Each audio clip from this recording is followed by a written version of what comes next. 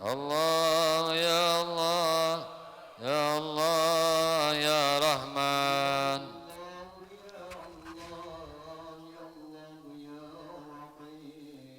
Ya Allah ya Allah ya Allah ya Rahim.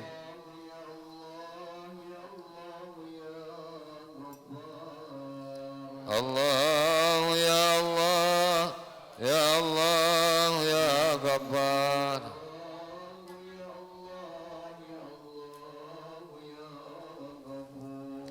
Ya Allah ya Allah ya Allah ya Ghafur.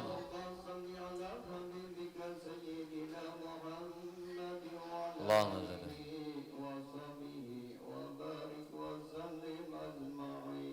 Allahumma salli ala habibika sayyidina Muhammadin wa ala alihi wa sahbihi wa barik wa sallim ajma'in. A'udzu billahi minasy syaithanir rajim. Bismillahirrahmanirrahim. Alhamdulillahi rabbil alamin. Ya Bismillahirrahmanirrahim. Alhamdulillahi rabbil alamin. Allahumma salli wa sallim ala sayyidina Muhammadin wa ala alihi wa ashabihi ajma'in.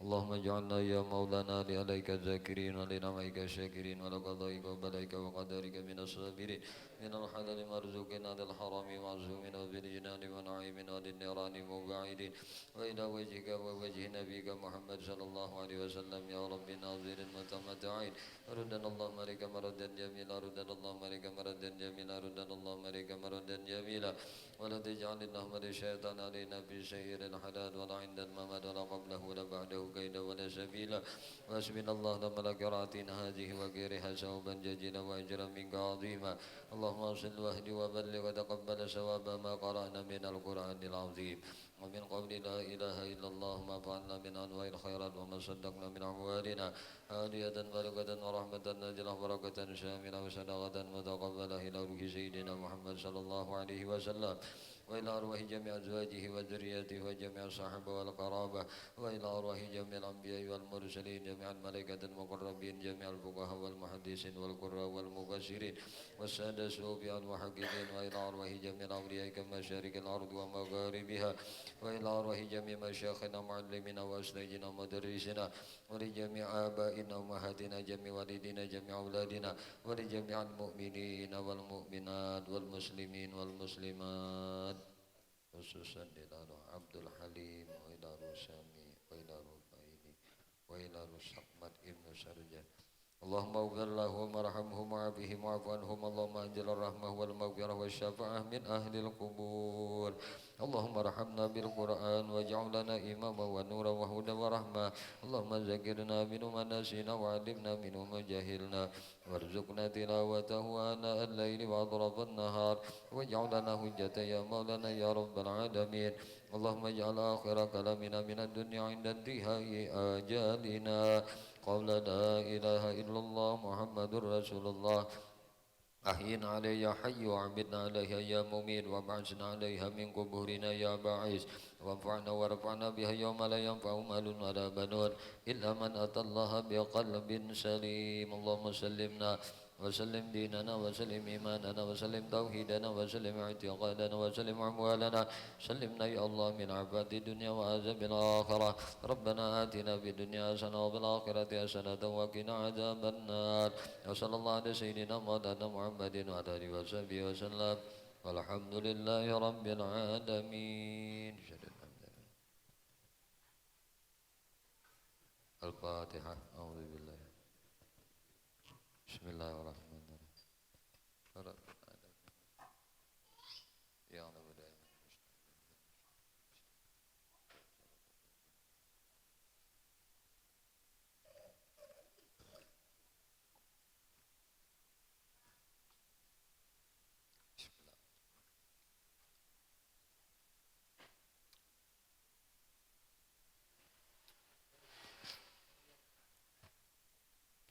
Assalamualaikum warahmatullahi wabarakatuh. Bismillahirrahmanirrahim. Alhamdulillahirabbil alamin. Allahumma shalli wa sallim ala sayyidina Muhammadin wa ala alihi wa ashabihi ajma'in. Amma ba'du. subhanaka la ilma lana illa ma 'allamtana innaka antal alimul hakim. La haula wala quwwata illa billahil aliyyil azim. La haula wala quwwata illa billahil aliyyil azim. La haula wala quwwata illa billahil aliyyil azim. Adada kulli harfin kutiba wa yuktabu abadal abidin wa dahrad dahirin. Rabbi shrah li sadri wa yassir li amri wahlul 'uqdatam min lisani yafqahu qawli. Rabbi zidni ilma warzuqni fahma bi rahmatika ya arhamar rahimin. Allahu ta'ala wa tazawwadu fa inna khairaz zadi taqwa. Qala an-nabiy sallallahu alaihi wasallam talabul ilmi faridatun ala kulli muslim. Alhamdulillah, puji syukur hanya milik Allah Subhanahu wa taala. Syukur alhamdulillah pada malam hari ini kita ditakdirkan Allah berkumpul kembali berjamaah di dalam kajian rutinnya kita seminggu sekali dengan malam Jumat ba'da Isya. Mudah-mudahan berkumpul kita berjamaah kita di dalam majelis ini senantiasa dipandang rahmat dan diridai oleh Allah Subhanahu wa taala. Amin. Salawat teriring salam tercurah terlimpah selalu kepada baginda Nabi kita Muhammad sallallahu alaihi wasallam, juga kepada para keluarganya, para sahabatnya, para zuriat keturunannya dan para pengikutnya ila akhir zaman. Allahumma shalli ala sayyidina Muhammad wa ala alihi wa ashabihi Muhammad. Bismillahirrahmanirrahim. Muqaddimah pentahqiq Syama'il Rasulullah sallallahu alaihi wasallam. Bismillahirrahmanirrahim. Alhamdulillahi rabbil alamin. Assalatu wassalamu ala asyrafil anbiya'i wal mursalin sayyidina Muhammadin wa ala alihi wa sahbihi ajma'in. Segala puji bagi Allah Ta'ala yang senantiasa mencurahkan rahmat dan karunia-Nya kepada kita. Salawat dan salam senantiasa tercurah untuk kekasih kita Nabi Muhammad sallallahu alaihi wasallam dan untuk para sahabatnya dan keluarganya serta para pengikutnya sampai akhir zaman. Dalam lembaran kitab ini akan dipaparkan Syama'il Rasulullah sallallahu alaihi wasallam yang dikutip dari kitab Syiarus Salikin juz 2 bab ke-10. Ia mengandung adab-adab kehidupan dan perangai Rasulullah sallallahu alaihi wasallam yang sangat mulia sebagai contoh terbaik untuk umatnya. Apakah lagi asal kitab ini adalah dari hasil karya Hujjatul Islam Al-Imam Al-Ghazali rahimahullahu ta'ala di dalam bab Ihya Ulumuddin, bab Ihya Ulumuddin, terkenal dengan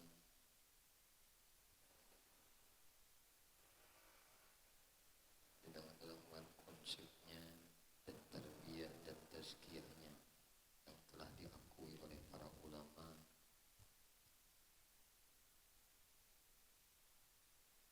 Maka di sini kita akan dapat melihat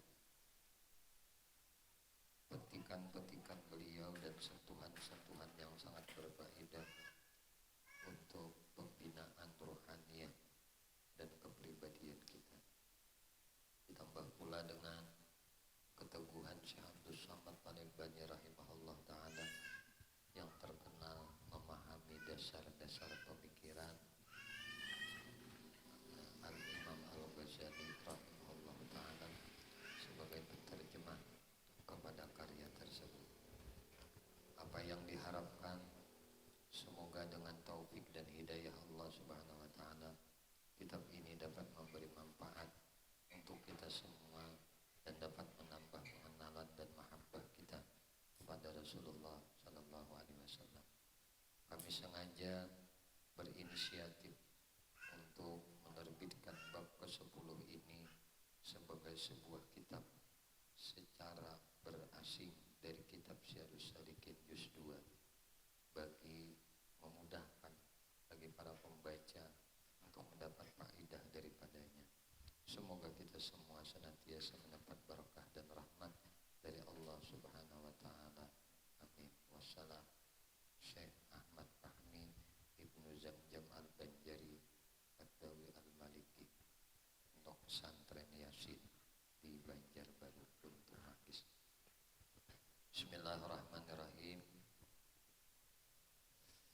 Riwayat hidup Hujjatul Islam Abu Hamid Muhammad bin Muhammad Al-Ghazali rahimahullah ta'ala.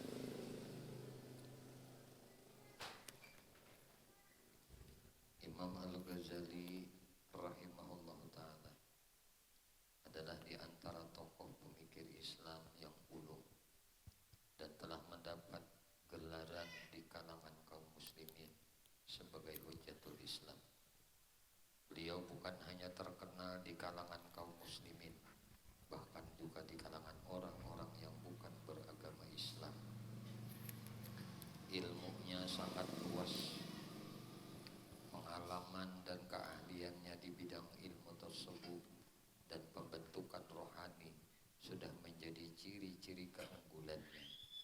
Sementara kitab Ihya Ulumuddin yang beliau tulis telah diakui kehebatan dan keagungannya oleh kawan dan lawan. Jadi nama aku ini bukan hanya kawan, lawan sidin pun mengakui kehebatan daripada kitab ini tersebut.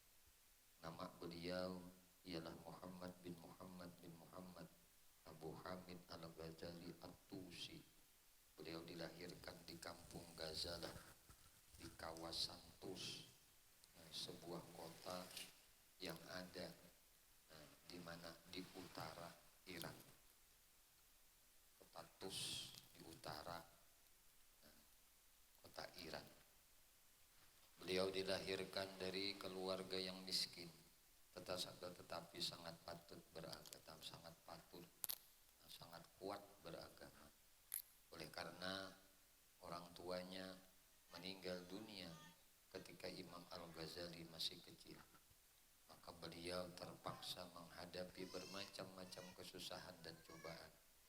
Maka kesusahan dan getir pahit yang beliau alami di dalam usaha mencari ilmu di waktu kecil ini sangat banyak memberikan pengalaman kepada kehidupan beliau di masa tua. Pada mulainya Imam Al-Ghazali rahimahullahu ta'ala belajar di kampungnya dengan seorang ulama yang bernama Syekh Ahmad Ad-Daskani rahimahullahu ta'ala. Kemudian beliau melanjutkan pelajaran ke Jurjan dan berguru kepada Syekh Abu Nasr Al-Ismaili rahimahullahu ta'ala. Setelah itu beliau melanjutkan pelajaran ke Naisabur dan memberi perhatian mengambil pelajaran daripada Imam Harmain Az-Zuwaini rahimahullah ta'ala. Oleh karena kesungguhannya dan kepandaiannya, maka Imam Harmain telah pun menggelarnya sebagai Bahrun Mughdik. Bahrun Mughdik artinya lautan luas yang tidak bertepi. Apabila Imam Harmain meninggal dunia pada tahun 478, maka Imam Al-Ghazali rahimahullah ta'ala pergi ke mana? Ke Maskar dan bertemu dengan Al-Wazir, seorang menteri Nizamul Mulk yang sangat menaruh minnah terhadap ilmu dan para ulama.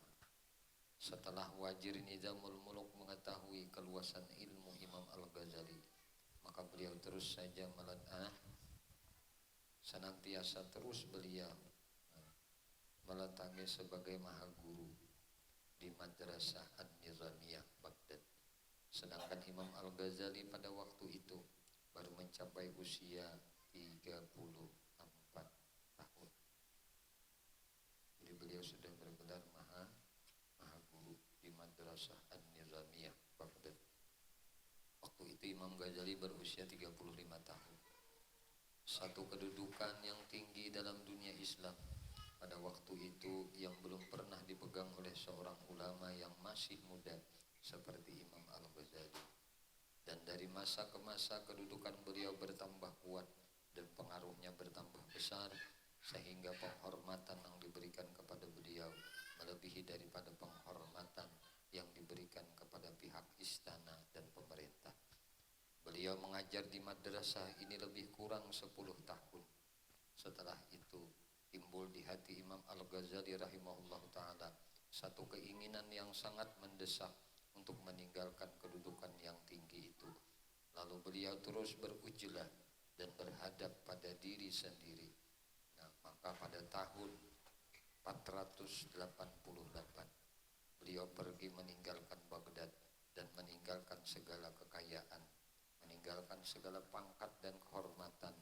Untuk seterusnya beliau melazimkan diri mempelajari ilmu tasawuf dan pujian jiwa, mempelajari ilmu tasawuf dan penyucian jiwa. Beliau pada mulanya pergi ke Damaskus, negeri Syam Syria, dan berujlah di sana lebih kurang 2 tahun. Kemudian beliau pergi menunaikan ibadah haji ke Makkahul Mukarramah dan ziaratul Madinah Al-Munawwarah dan kota Al-Qudus Palestina. Kemudian beliau kembali ke Syria dan beliau banyak berujlah di Masjid Damaskus, Jawaimul Umum. Dan di sanalah beliau memulai mengarang kitabnya yang masyhur itu, yaitu kitab Ihya Ulumuddin. Dan tempat yang dipilih oleh Imam Al-Ghazali untuk berujlah itu sampai sekarang ini masyhur dengan sebutan Az-Zawiyah Al-Ghazaliyah, Zawiyah Ghazaliyah. Dalam Damaskus Jami'ul Amwa, yaitu di sudut belakang sebelah kanan masjid tersebut. Setelah itu Imam Al-Ghazali rahimahullahu ta'ala pulang ke kampung asalnya, yaitu Kampung Tus, dan tinggal di sana lebih kurang 6 tahun. Kemudian pada tahun 499 beliau diminta oleh Fakhrul Mulk untuk anaknya Nizamul Mulk supaya beliau dapat mengajar di Madrasah An-Nizamiyah yang ada di Naisabur. Oleh karena Imam Al-Ghazali rahimahullah ta'ala memandang bahwa beliau bukan hanya diciptakan untuk membimbing dirinya sendiri, tetapi juga untuk membimbing umat. Maka beliau bersedia memenuhi panggilan Fakhrul Muluk untuk mengajar di Madrasah An-Nizamiyah Naisabur itu. Dan pada tahun 500 Hijriah telah terjadi pembunuhan terhadap Fakhrul Muluk dan terjadi kekacauan di dalam negeri. Maka Imam Al-Ghazali rahimahullah ta'ala memilih untuk pulang ke kampung asalnya di Tus. Lalu beliau mengasingkan beliau senantiasa mengasaskan sebuah madrasah dan zawiyah, yaitu pondok berhampiran dengan rumah kediamannya. Jadi Mbah Buli ke kampung Sidin ngolah pondok di parak rumah Sidin. Parak rumah Sidin. Nah, ini dasarnya tuh kenapa ulun ini beserta kekawanan tuh mengolah pondok, mendidik anak-anak tuh di parak rumah. Yang berdasarkan apa yang pernah dilakukan oleh Hujjatul Islam, yaitu Imam Al-Ghazali. Sidin bolah pondok berhampiran dengan rumah kediaman. Maka sejak saat itu beliau hanya mengajar di situ dan menghabiskan umurnya dengan mengajar, mengarang, mendidik murid-murid yang datang mengaji di madrasahnya, sehingga beliau dipanggil ke hadrah Allah Ta'ala pada tahun 505 Hijriah, dan jenazahnya dikuburkan di mana? Di Tus. Al-Imam Ibnu Zawji menghikayatkan daripada Imam Ahmad, saudara Imam Al-Ghazali rahimahullah ta'ala, yang menceritakan peristiwa kematian Imam Al-Ghazali rahimahullah ta'ala. Berkata Imam Ahmad tersebut, setelah terbit fajar hari Isnin, hari Senin 14 Jumadil Akhir tahun 505, saudaraku Imam Ghazali berwudu dan terus dia sembahyang subuh. Setelah sembahyang beliau berkata, bawa ke sini kain kafanku. Lalu beliau mengambil kain kafannya sambil beliau berkata, aku telah bersedia untuk datang memenuhi panggilanmu dengan penuh ketaatan dan kepatuhan. Setelah itu beliau menghunjurkan kakinya menghadap kiblat dan terus beliau menghembuskan napasnya yang terakhir untuk memenuhi panggilan Tuhannya dengan penuh ketenangan. Semoga Allah mencucuri beliau dengan rahmat yang luas dan semoga Allah memberi kepada kita keberkatan dengan ilmu yang beliau tinggalkan. Amin. Kemudian riwayat hidup Syekh Abdul Samad Palembani rahimahullahu taala. Beliau meninggal sekitar tahun 1246 Hijriah atau bertepatan pada tahun 1830 Masehi. Syekh Abdul Samad Palembani rahimahullahu taala terkenal sebagai seorang ulama sufi yang agung di Nusantara dan seorang mujahid. Mujahid itu ujar kita pejuang anti penjajah yang telah menunjukkan kesanggupan yang luar biasa untuk berjuang karena membela agama dan untuk kesejahteraan tanah air. Para sejarawan tidak dapat memberikan satu kata pasti mengenai tanggal kelahiran dan kematian beliau serta silsilah keturunannya. Ada yang mengatakan bahwa nama beliau ialah Syekh Abdul Samad bin Faqih Husain bin Faqih Abdullah Al-Palembani, dan mengikut silsilah riwayat hadis yang diriwayatkan oleh Musnad Ad-Dunya Al-Alimul Allamah Syekh Muhammad Yasin bin Isa Al-Padani rahimahullahu taala di dalam kitabnya yang bernama Aqdul Farid. Nama beliau ialah Syekh Abdul Samad bin Abdul Rahman bin Abdul Jalil, dan menurut pendapat Ustaz Wan Muhammad Sagir, ini orang Malaysia, dalam bukunya Perkembangan Ilmu Tasawuf dan Ketokoh-tokohannya di Nusantara. Perkembangan ilmu tasawuf dan tokoh-tokohnya di Nusantara, bahwa nama itu Syekh Abdul Samad ialah Syekh Abdul Jalil dari istrinya yang bernama Raden Ranti.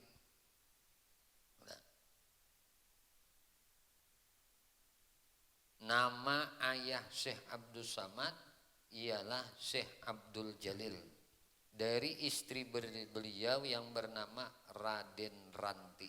Wallahu a'lam. Dan daripada bahan-bahan yang dapat dikumpulkan, terutama sekali berpedomkan kepada kitab-kitab hasil penulis Syekh Abdul Samad Palembani sendiri, di mana di dalam setiap kitab yang beliau tulis itu tercatat nama beliau dengan sebutan Syekh Abdul Samad Palembani. Jadi perkataan Palembani ialah perkataan yang mengiringi nama Syekh Abdul Samad itu. Ini dengan jelas menunjukkan bahwa Syekh Abdul Samad Palembani berasal dari Palembang, Sumatera Selatan. Gelaran Palembani itu diambil dari nama tempat, yaitu Palembang, tempat Syekh Abdul Samad dilahirkan. Ustadz Yusuf Khalidi, pengarang riwayat hidup Syekh Muhammad Arsyad Al-Banjari rahimahullahu ta'ala, mengatakan bahwa Syekh Abdul Samad Palembani rahimahullahu ta'ala adalah sejaman dengan Syekh Muhammad Arsyad Al-Banjari. Begitu juga dengan Syekh Abdul Wahab Bugis dan Syekh Abdul Rahman Misri dari Betawi, Jakarta. Dan mengikut Ustadz Samsuddin Siddiq bahwa ada cerita dari orang tua mengatakan bahwa Syekh Abdul Samad Palembani berketurunan dari Patani. Patani ini menjadi keturunan Thailand dan dilahirkan di Palembang. Dari kecil Syekh Abdul Samad Palembani dihantar oleh orang tuanya mengikuti pengajian di pondok Patani sebelum mengikuti pengajiannya di Palembang, dan seterusnya menyambung pengajiannya di Makkahul Mukarramah dan Madinatul Munawwarah pada pertengahan kedua dari abad ke-18 Miladiyah, abad ke-12 Hijriah. Dan bidang pengajian Syekh Abdul Samad Palembani ialah usuluddin, fikih dan Ustadz Yusuf Khalidi juga menyebutkan bahwa selama berada di tanah Arab mereka belajar daripada beberapa orang guru yang masyhur, di antaranya adalah Syekh Athaillah radhiyallahu anhu, Syekh Muhammad Ibnu Sulaiman Al-Kurdi. Dan di bidang rohaniyah mereka telah menerima bai'ah Tariqah Sammaniyah dari Syekh Sayyid Muhammad bin Abdul Karim As-Sammani Al-Khalwati Al-Madani rahimahullahu ta'ala. Dan kemudiannya Tariqah inilah yang diperkenalkan di alam Melayu. Dan begitu mengikuti Ustadz Samsuddin Siddiq bahwa Syekh Abdul Samad Palembani juga sempat hidup sejaman dengan Syekh Daud bin Abdullah Al-Fatani rahimahullahu ta'ala, dan Syekh Muhammad Nafis bin Idris Al-Banjari, pengarang kitab Ad-Durun Nafis. Nah, dan banyak lagi tokoh-tokoh ulama Nusantara yang hidup pada abad ke-18 miladiyah. Setelah belajar di Makkahul Mukarramah, Syekh Abdul Samad Palembani rahimahullahu ta'ala kembali ke Nusantara bersama dengan sahabat-sahabatnya, yaitu Syekh Muhammad Arsyad bin Abdullah Al-Banjari, Syekh Abdul Wahab Bugis, dan Syekh Abdul Rahman Misri dari Betawi, Jakarta rahimahullahu ta'ala. Nah, dan apabila sampai di Jakarta dahulu, di Batavia, mereka berpisah untuk kembali ke tempat masing-masing, kecuali Syekh Abdul Wahab Bugis yang berangkat mengikut Syekh Muhammad Arsyad bin Abdullah Al-Banjari ke Banjarmasin, Kalimantan Selatan, karena ia telah menikahi dengan putri Syekh Muhammad Arsyad Al-Banjari. Nah, jadi minantuk Datuk Kelampayan. Nah, siapa nih jadi minanto? Syekh Abdul Wahab Bugis. Kuburan sidin ya di Darussalam masuk terus sebelah kanan. Nah, minantu Datuk Kelampayan sekaligus kawan sidin di Makkahul Mukarramah dan Madinatul Munawwarah Baimbai lawan Syekh Abdul Rahman Misri dan Syekh Abdul Samad Palembang. Nah, Abdul Wahab Madin sidin, Syekh Abdul Wahab Bugis. Dan mengikut Ustadz Wan Muhammad Sagir ketika Syekh Abdul Samad Palembani pulang ke Palembang, beliau mendapati negeri Palembang dikuasai oleh Belanda. Oleh karena perasaan bencinya kepada penjajah itu, beliau mengambil keputusan untuk berhijrah semula ke Makkah dengan perahu layar. Nah, semula yang dibuatnya sendiri. Nah, dari kayu yang ditebangnya di hutan. Nah, sikap ini jelas memperlihatkan keteguhan jiwa beliau yang enggan bertoleransi dengan penjajah kafir yang memeras bangsanya. Selama berada di Mekah, beliau dikatakan senantiasa mengikuti perkembangan beberapa peperangan antara orang Islam dengan penjajah kafir di Nusantara, dan juga antara orang-orang Islam dengan orang-orang Siam, ya, orang-orang Fatani dan sekitarnya, termasuk Singgura dan Linggura, di Thailand nih.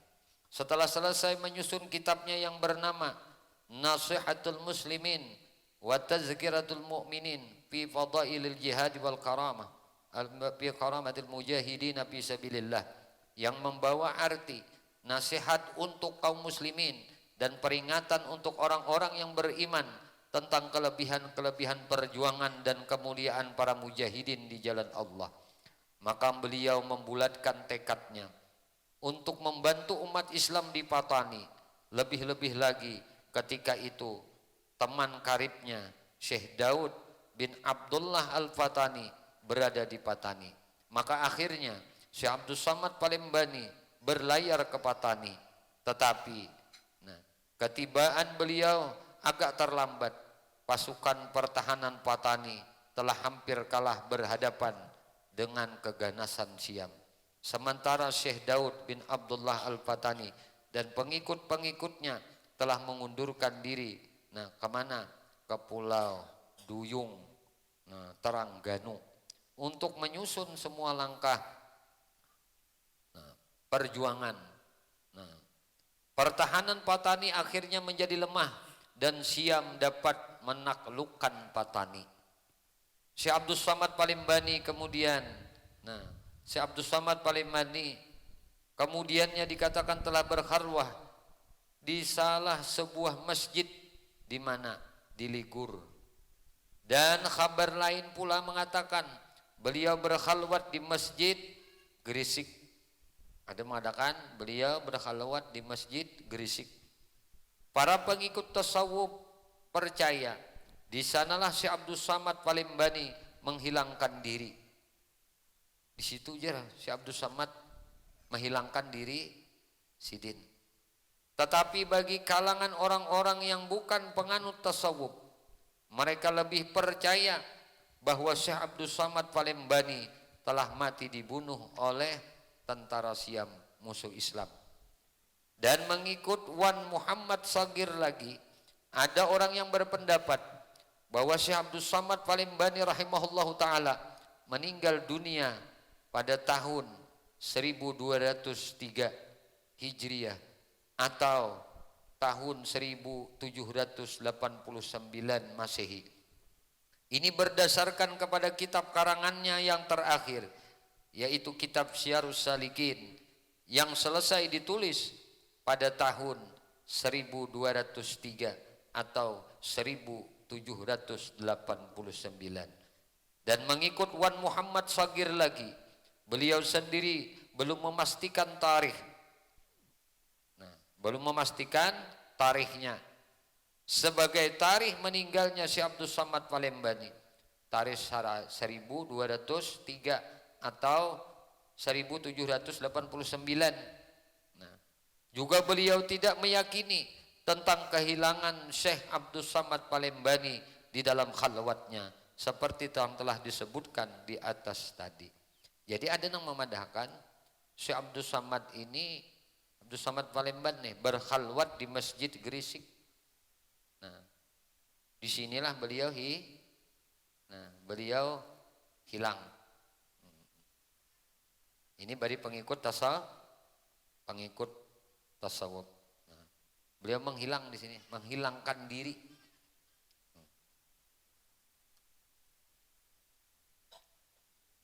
Wallahu a'lam bishawab. Dan dalam perkembangan yang terakhir sekali, kubur Syekh Abdus Samad Palimbani rahimahullahu ta'ala telah ditemukan oleh pengkaji sejarah Patani pada tahun 1994. 1994. Ini tahun 2022. Berapa tahun dia tetamunya nih? Di kawasan pekuburan kampung apa? Kampung Banak Tarap.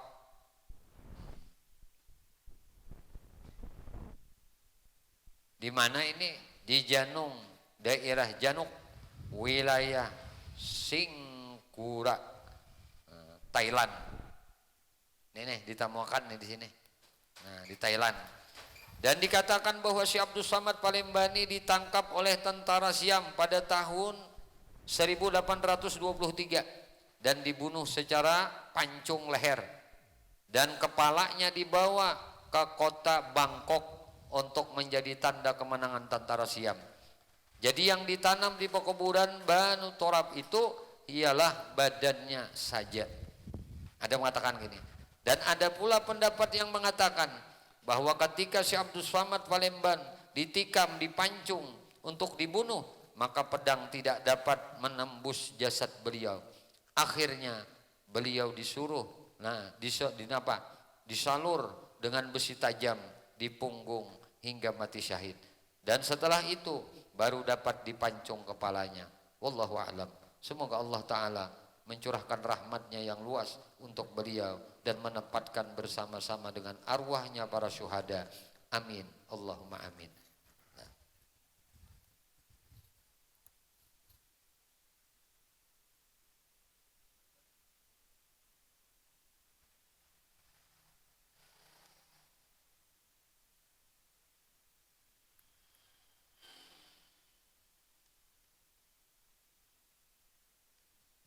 Kita baca satu matlah. Bismillahirrahmanirrahim. Ini suatu keterangan pada menyatakan pengajaran Allah Subhanahu wa taala akan kekasihnya dan pilihannya. Allah mendidik, mengajari kekasihnya dan pilihannya, yaitu Nabi Shallallahu Alaihi Wasallam, dengan disebutkannya di dalam Al-Quran. Kata Al-Imam Ghazali rahimahullahu ta'ala, i'lam annahu kana kasirad dara'ah wal ibtihal daima su'ali minallahi ta'ala ayyuzayyinahu bimahasinil adab wa makarimil akhlaq. Ketahui olehmu bahwasanya Nabi Shallallahu Alaihi Wasallam adalah ia banyak merendahkan diri. Nabi itu banyak merendahkan diri, beting dah kita tahu.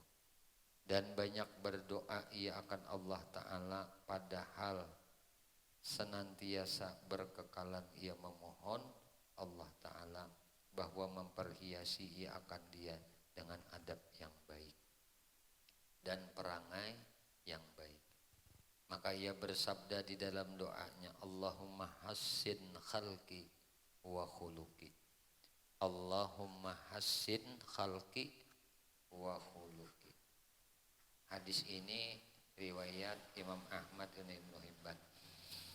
Hai Tuhanku, baikakan olehmu akan kejadian diriku dan baikakan akan perangaiku. Kayak itu Nabi berdoa, yakni baikakan olehmu zatku, baikakan zat kita nih, dan baikan sifatku, yakni baikakan akan zahirku dengan mengerjakan ibadah yang zahir, dan baikan batinku dengan mengerjakan ibadah yang batin. Dan adalah Allah Subhanahu wa taala telah memperkenankan doanya dan menyempurnakan ia akan dia dengan firman-Nya, Ud'uni astajib lakum.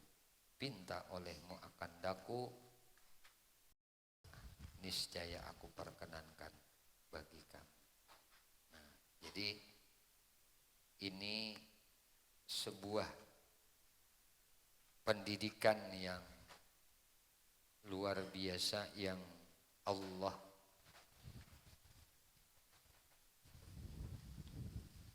berikan kepada Nabi kita, dan Nabi kita memberikan uswah, suri tauladan, contoh nang baik lawan di kita.